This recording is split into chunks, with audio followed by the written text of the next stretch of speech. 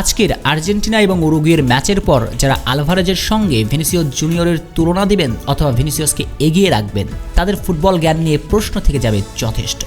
হ্যাঁ, এটা ঠিক, সাদা চোখে দেখলে ভিনিসিয়াস জুনিয়র যেভাবে ড্রিবলিং গতি দিয়ে এগিয়ে যান তাতে ভিনিসিয়াসকে সেরা আপনি ভাবতেই পারেন। কিন্তু আপনি যদি গভীরভাবে পর্যবেক্ষণ করেন তবে ম্যাচ ইম্প্যাক্টে আলভারেজের কাছে ধোপে টিকবেন না ভিনিসিয়াস জুনিয়র। এটা নিয়ে বিস্তর আলাপ করব কিভাবে ম্যাচের পর ম্যাচ ইম্প্যাক্ট রেখে যাচ্ছেন এই আর্জেন্টাইন স্পাইডারম্যান। তার আগে ভিনিসিয়াস জুনিয়র এবং আলভারেজের শ্রেষ্ঠত্ব নিয়ে যেহেতু প্রশ্নটা উঠেছে সেটাই খণ্ডন করা যাক।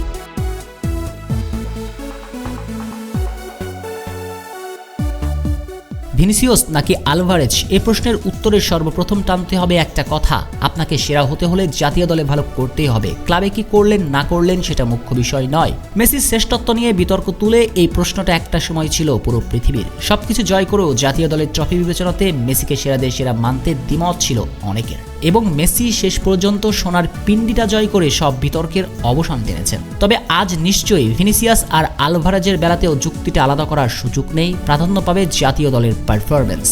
তাই তো হওয়া উচিত নাকি?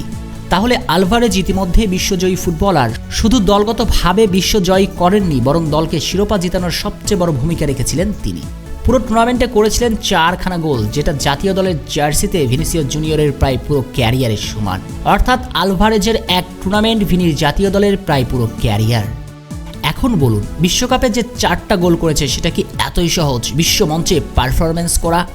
পুরো পৃথিবীর সবচেয়ে জৌলুসপূর্ণ টুর্নামেন্টে আলভারেজ পারফরম্যান্স করে দেখিয়ে দিয়েছেন, যেখানে মাদ্রিদ তারকার প্রমাণের আছে আরও অনেক কিছু।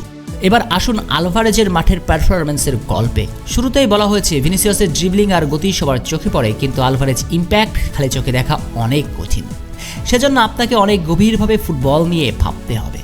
দেখুন, স্পাইডারম্যান এমন একজন ফুটবলার যে দলে থাকলে যে কোনো কোচের জন্যই ম্যাচ হয়ে যায় অনেক সহজ।